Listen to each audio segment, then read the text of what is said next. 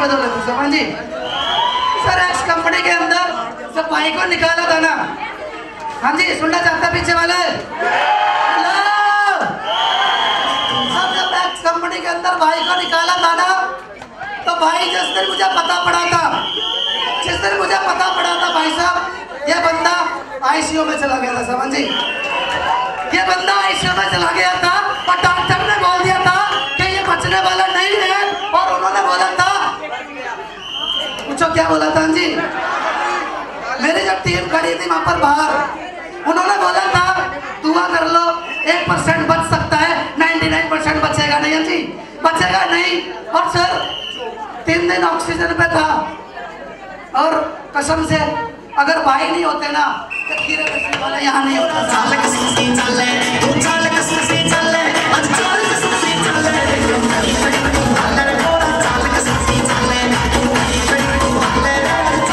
सब ये यहाँ नहीं होता, मुझे नहीं पता था। हाँ जी मुझे नहीं पता था, पर जब मेरी आँख खुली सर, जब मेरी आँख खुली इनका फोन आया समझ जी। इन्होंने बोला बेटा टेंशन न ले। हाँ जी टेंशन न ले, तुझे कुछ नहीं होने वाला, तू तो शेर का बच्चा है, कुछ नहीं है मेरे साथ।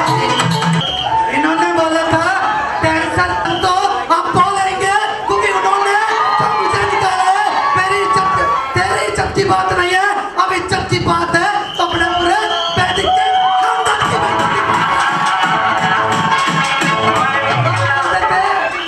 लोग बोलते थे सिंदूरिया जी तो मंत्र मारते हैं जी, सिंदूरिया जी मंत्र मारते हैं। एक बंदा बोल रहा था जब मेरी फाइल में इनका फोटो लगा था, वो बोलता था फाड़ दे फोटो, फाड़ दे फोटो। मैंने बोला साले तेरे को फाड़ दूंगा, फोटो को नहीं फाड़।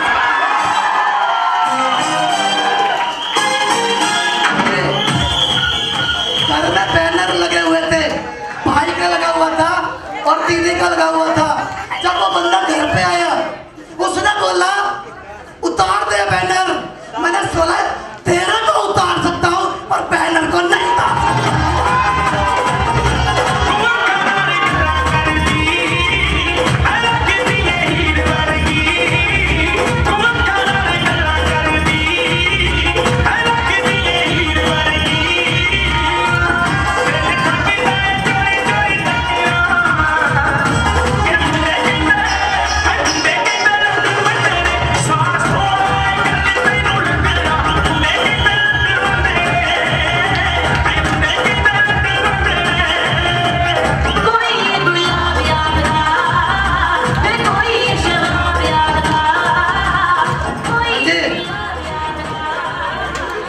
कंपनी के मालिक बोलते थे हम जी, जिनका नाम तो लाला जी है जी, वो बोला करते थे कोमल की स्टेटस पर से डीपी हटवा, मैंने तेरे में अंदर दम है तो हटवा के दिखा दे।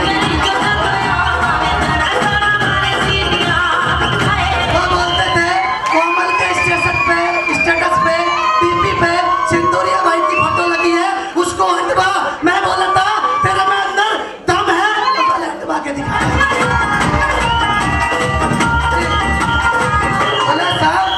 सिंदूरिया भाई से दीवानगी है ना दिल से है जी, तेरी तरह फॉर्मेलिटी नहीं करते हैं जी। जब साले 6 लाख थे 53 लाख करवा ली है, फॉर्मेलिटी नहीं करते हैं जी, या तो दिल से प्यार करते हैं जी। कसम से आज अगर मैं यहाँ पर हूँ ना भाई, कसम से आपकी बहुत प्यार करता हूँ आपको, बस समझ में आ गया।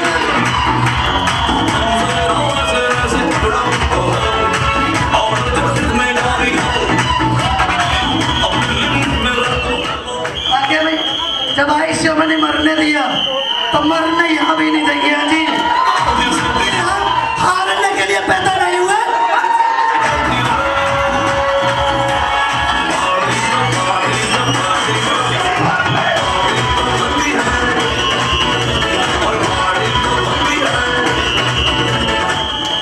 भाई बोलते हैं सर्कस का शेर नहीं बनाना जी, सर्कस का शेर नहीं बनाना। साला एक बैटिंग के बंदे को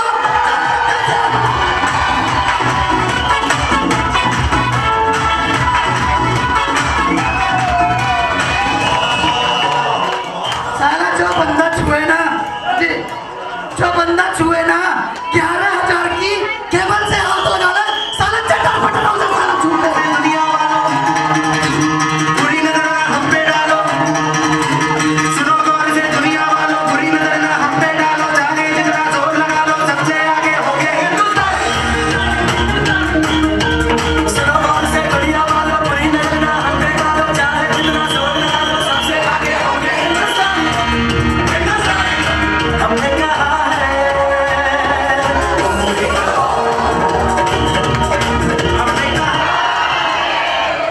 हाँ जी, अपन को सर्कस का शेर नहीं बनना, अपन को तो जंगल का शेर बनना है। हाँ जी, क्या बनने के लिए तैयार है? बनने के लिए तैयार है? एक मिस्टेक करी थी, सॉरी।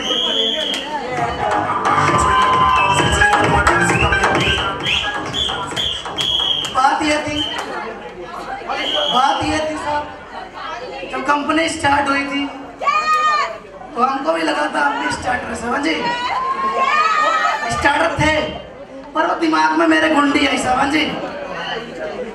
कभी कभी ना फतूर है हाँ जी। वो क्यों आता है पता है? वो क्यों आता है? वो इसलिए आता है क्योंकि मैं उस्ताद के साथ कीप इन टच नहीं था। सब सवाल था जिन लोगों के लेवल हो रहे, मेरी थिंकिंग थी वो सारे लोग मेरे ऊपर हैं जी। हाँ जी, मेरी थिंकिंग थी कि मुझको दोनों लेके चलानी पड़ती है और उनको तो 1 लाख चलानी पड़ती है जी।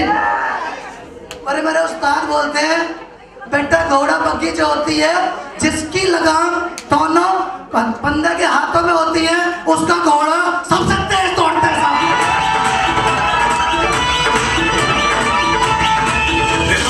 पहले ते कहीं थी दुनिया उन्हें बिगाड़ दिया वो मेरी मुनिया। सब अगर बिजनेस चलता है तो ऊपर देखने से नहीं चलता, सामने देखने से चलता है। मेरी दुनिया मूंछों का बाल बना के सेंटिमेंट का जल लगा के सॉरी आगे से ये गुंडी नहीं आई समझिए। हाँ जी, मैंने बोला था, आपने बोला था ना सर्कस का शेर नहीं बनाना, तुझे जंगल का शेर बनाना है।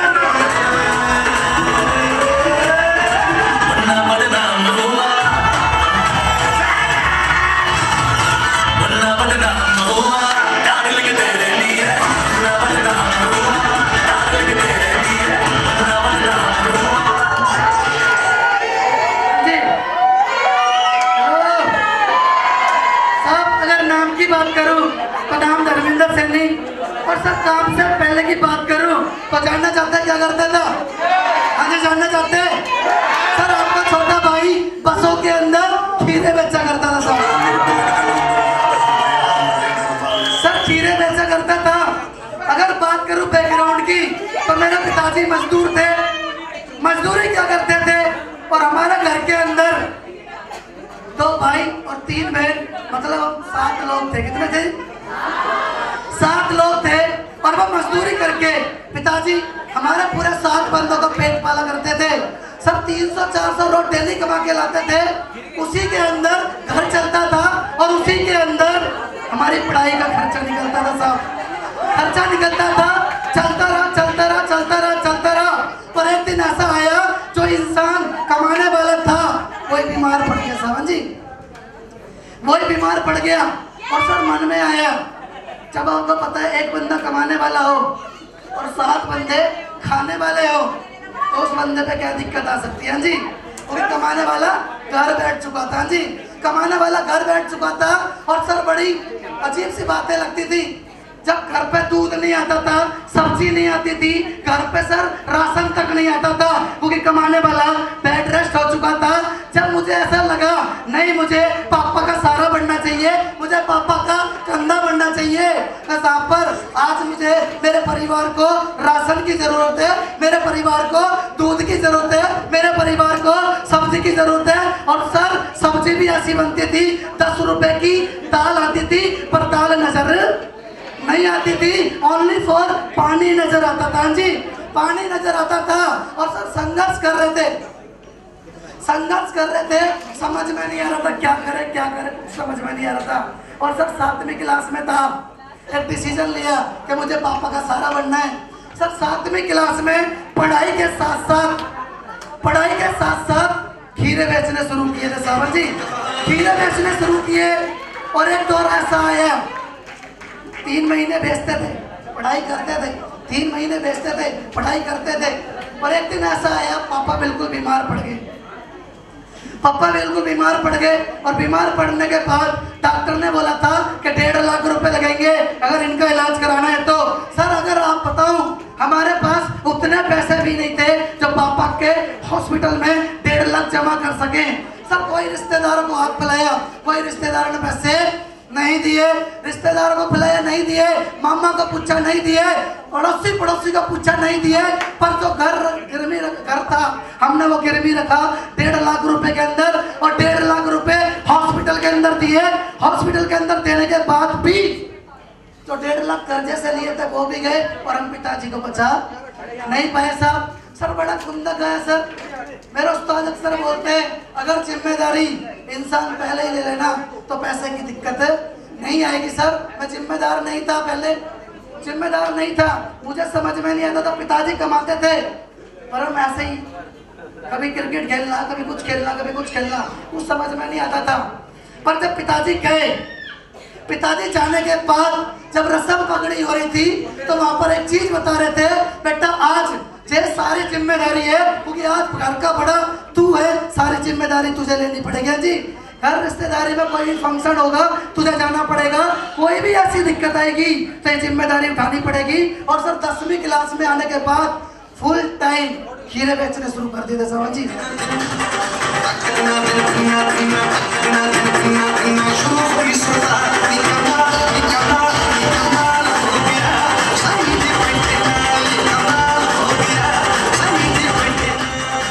सर फुल टाइम खीरे बेचने शुरू कर दिए थे। और सबसे भी इंडस्ट्री आई मेरे पास।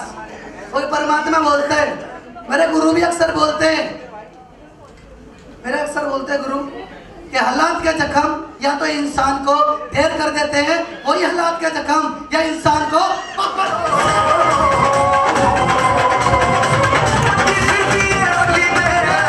मैटर ये नहीं करता हालात क्या थे जी, मैटर ये नहीं करता हालात क्या है, लोग मजबूरियों का फायदा उठाएंगे। मैटर तो ये करता है जो हालात खराब थे उन हालातों को अपनी ताकत बनाए।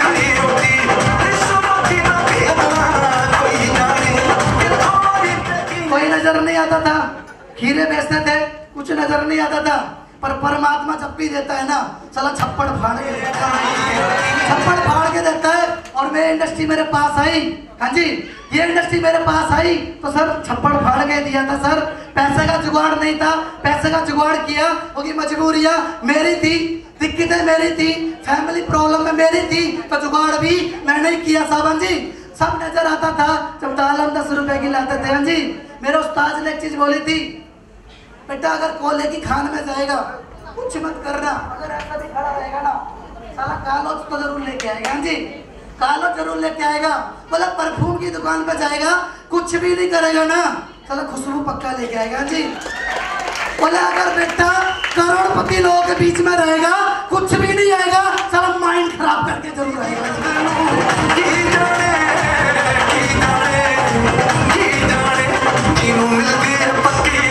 जब ये इंडस्ट्री आई अपना साला माइंड खराब हो गया जी, अपना माइंड खराब हो चुका था।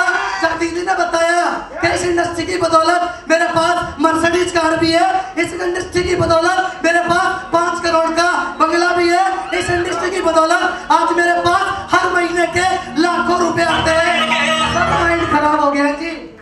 जब इनके आ सकते हैं तो बेटा खीरे बेचने वाले तेरे भी आ सकते हैं जी, तेरे भी आ सकते हैं। और सर विश्वास किया, सबसे पहले विश्वास किया अपने परमपिता परमेश्वर पे जी, दूसरा विश्वास किया जो मुझे बिजनेस लेके आए थे उन पे, और तीसरा विश्वास किया वैदिक इंडस्ट्री पे जी, और चौथा विश्वास किया जो पूरे हिंदुस्तान में कोई नहीं है। हाँ जी अपनी मैनेजमेंट भाई मुकेश सिंधुरिया जी और भाई रविंद्र जी के ऊपर जी विश्वास किया साहब। पर विश्वास करके चल पड़ा साहब। जब ज्वाइनिंग कराई चल पड़ा, मैंने कुछ नहीं फाइल बनाई और फाइल बनाने के बाद मैंने लोगों को देना शुरू कर दिया। 1 को बताया, 2 को बताया, 3 को बताया, 4 को बताया, 5 को बताया, 6 को बताया, 23 लोगों को बताया, कोई नहीं जुड़ा। सब सीनियर के पास गया, सर कैसा बिजनेस दे दिया, कोई जुड़ता पड़ता तो है ही नहीं। जाता तो अच्छा था, 250 रुपए कमाता था, खीरे बेचता था, खीरे बेच के 250 रुपए लाता था। उन्होंने बोला था बेटा अगर इस बिजनेस में इतना आसान होता करोड़पति बनना तो हर रोड पे चलने वाला इंसान करोड़पति होता है जी।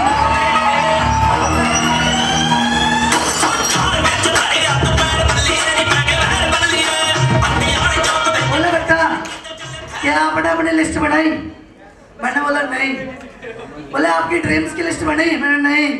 बोले आपने अपनी जरूरतों की लिस्ट बनाई? मैंने नहीं। बोले जिन लोगों को बताना चाहता था उनकी लिस्ट बनाई? बोले नहीं। हाँ जी। सीनियर के साथ गया प्लान देने के लिए, क्या सीनियर ने तुम्हारे प्लान दिया? मैंने नहीं। बोले बेटा सबसे पहले कामयाब होना है तो सबसे पहले चैलेंजों की लिस्ट बनाओ। हाँ जी, क्योंकि मेरे जीजा जी ने बोला था साहब तुम गरीब हो, गरीब ही मरोगे। और मेरे जीजा जी ने बोला था कि तुम कभी जिंदगी में कामयाब नहीं हो सकते हैं जी, कभी कामयाब नहीं हो सकते। आग लगती थी सीने में कि एक दिन तो ऐसा आएगा, क्योंकि परमात्मा, हाँ जी, मेरे गुरु अक्सर बोलते रात जितनी मर्जी लंबी हो एक दिन पर दिन तो पक्का आएगा जी, दिन तो पक्का आएगा। जब दिन उनका था उन्होंने बोला और हमने सुना। हाँ जी, हमने सुना। और आज वो दिन है जो जीजा ने मना किया, पड़ोसी ने मना किया, हमने किसी की परवाह नहीं की।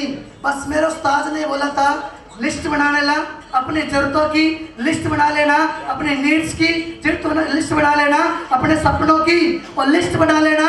जिन लोगों को तू हेल्थ और वेल्थ के बारे में बताना चाहता है जी, बताना चाहता है, उनकी लिस्ट बना लेना। और सब लिस्ट बनाई। जैसे 2 लोगों को बताना शुरू किया, 594 रुपए है जी। लोगों ने मजाक उड़ाया, 594 रुपए तो हर कंपनी दे देती है, जिस दिन लाखों का चेक आएंगे उस दिन देख लेंगे। सर और दबा के मेहनत करी और दबा के मेहनत करी, स्टार लेवल हो गया। और जैसे ही स्टार लेवल हुआ घर के अंदर कुछ एक चीज आई, कुछ पूछोगे तभी तो बताऊंगा जी। घर के अंदर चीज आई जो 15, 20, 30 साल में अपने ने तो देखी नहीं थी। स्टार लेवल हुआ घर के अंदर, एक प्रेस आई है जी।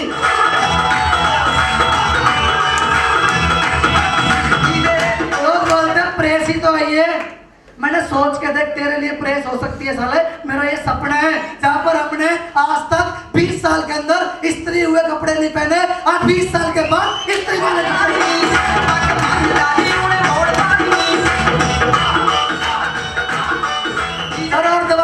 करी। प्लेटिनम लेवल हुआ, प्लेटिनम लेवल हुआ। घर के अंदर इन्वर्टर नहीं था साहब। हाँ जी, लोग घर में जाते थे, पंखे लगे रहते थे, हवा चलती रहती थी। और सर लोग बोलते थे यार तुम्हारी औकात नहीं है इन्वर्टर लगवाने की। और इस इंडस्ट्री की बदौलत प्लेटिनम लेवल करा और जैसे प्लेटिनम हुआ सर 2 बैटरी और 1 इन्वर्टर हो गया।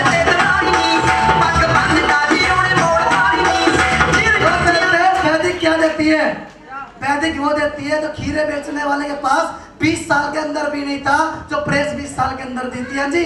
वैदिक वो देती है जो हमारे पूरे खानदान में इन्वर्टर नहीं था।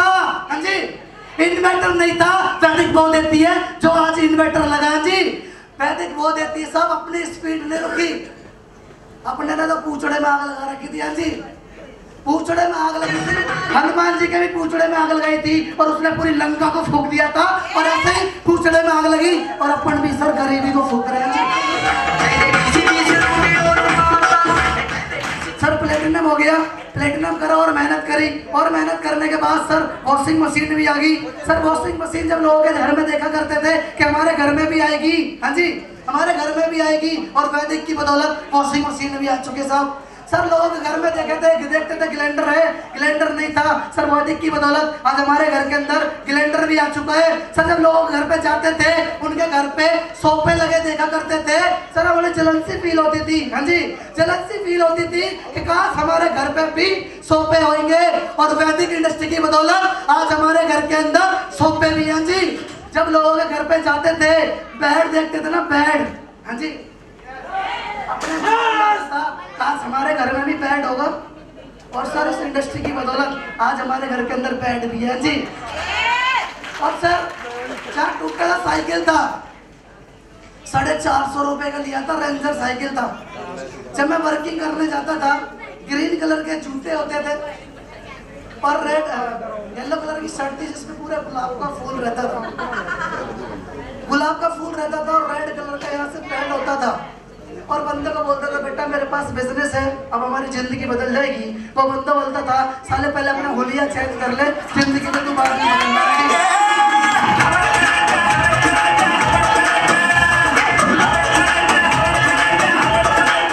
कभी मौका मिला तो इस फोटो को दिखाऊंगा मैं आपको, कभी मौका मिला तो दिखाई है जी। वो आज भी फोटो मेरे पास है। जब लोग बोलते थे पहले अपना होलिया चेंज कर ले, साले हमारे जिंदगी बाद में चेंज कर लेना। बड़ी खुंदक आती थी पर कोई जवाब नहीं देते थे। मेरे उस्ताद ने एक चीज बोल दी थी, कुछ जवाब मत देना, हर चीज का जवाब वक्त के पास है। साहब जी वक्त के पास है, मेहनत करता चला जा, मेहनत करता चला जा। वही टूटा सा साइकिल जो मैं चलता था, कभी उसका पैंडल निकल जाता था, कभी कुछ उसकी चीज गिर जाती थी। और आज वही टूटा सा साइकिल 450 रुपए का आज हमारे घर के अंदर 2 बाइक भी हैं जी, 2 बाइक भी है सब हमारे घर के अंदर, बाइक भी हैं। और सब जब 4 व्हीलर देखा करते थे हम, काश हमारे पास भी होएगी। एक बार मैं दीदी की गाड़ी में बैठ गया, दीदी ने बोला कैसा लग रहा है? मैंने अच्छा तो लग रहा है पर जलन भी हो रही है जी। बोला क्यों? मैंने ये आपकी है, मेरी नहीं है, पर जिस दिन मेरी आएगी उस दिन बड़ी खुशी होगी।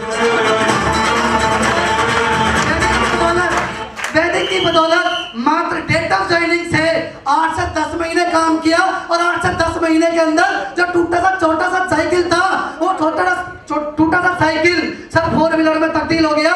6 अप्रैल 2021 के अंदर 4 व्हीलर आ चुकी थी।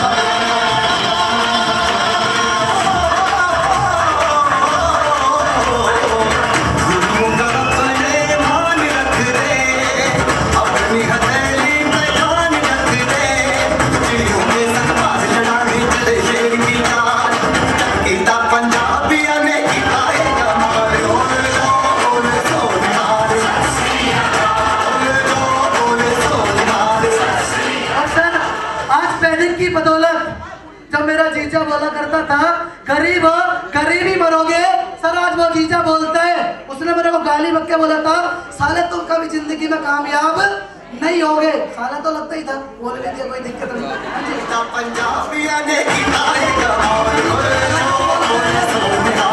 आज बोलता साला तू कैसा साला था, अपने जीजा की आईडी लगा लेता।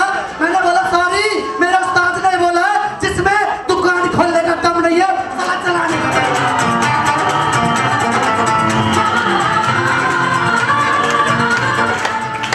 भाई बोलते मुर्गी के बच्चे नहीं बनना जी, हाँ जी मुर्गी के बच्चे नहीं बनना। साला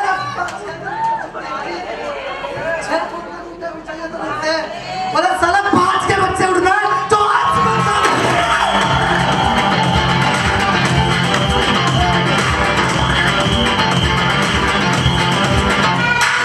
हमने मोहब्बत करनी है, हमने मोहब्बत की है, इस दिल के अलावा किसी से भी ना हमने इजाजत दी। आज यहाँ पर जितने लोग बैठे हैं, जितने लोग बैठे हैं सही डिसीजन लिया है। अपन मुर्गी के बच्चे नहीं है, अपन 5 के बच्चे हैं। भी इश्क का किसी किसी को आता है, जान लगा के दुश्मन की हमने जी अपन ने लिस्ट बनाई, लिस्ट बना के सब प्लान देना सीखा। और प्लान देना सीखने के बाद अपने होम मीटिंग करनी भी सीखी। अपना होम मीटिंग करने के बाद सर ओपन मीटिंग भी देनी सीखी। उन्होंने बताया सर एलडीपी भी जाना पड़ेगा, और एलडीपी में खुद भी आए और अपनी टीम को भी लेके आए। सावन जी उन्होंने बोला साहब हर चीज को सीख के लोगों को बताना पड़ेगा, और सही ऐसे करते चले आए। स्टार लेवल हुआ, प्लेटिनम हुआ, सफायर हुआ, एमरल्ड हुआ, और सर डायमंड भी हो चुका है।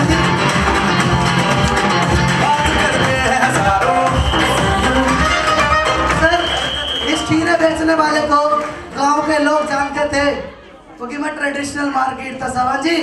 और वैदिक की बदौलत सर गांव के लोग नहीं जानते, पूरा हिंदुस्तान जानता है।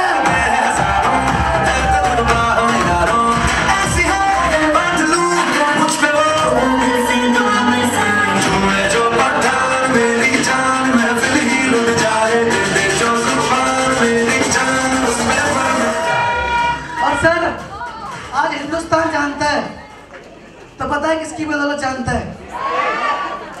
जानना चाहते हैं? जानना चाहते हैं? जानना चाहते हैं? भाई मुकेश सिंधूरिया जी की वजह से। अगर साहब ये ना होते तो अपन भाई खीरे बेच रहे होते, आज वैदिक खुली है तो लोग हमको जानते। सावन जी थैंक यू साहब।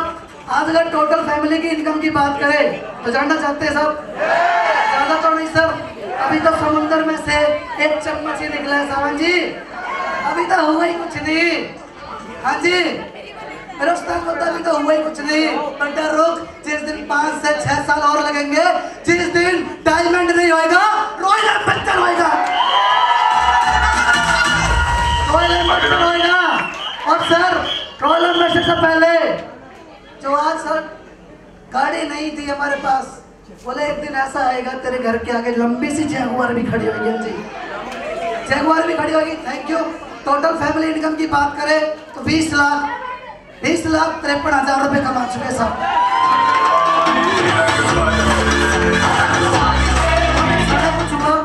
सारा कुछ हुआ मेरी ग्रेट अपलाइन दीदी एस के गरेवाल जी की बदौलत साहब।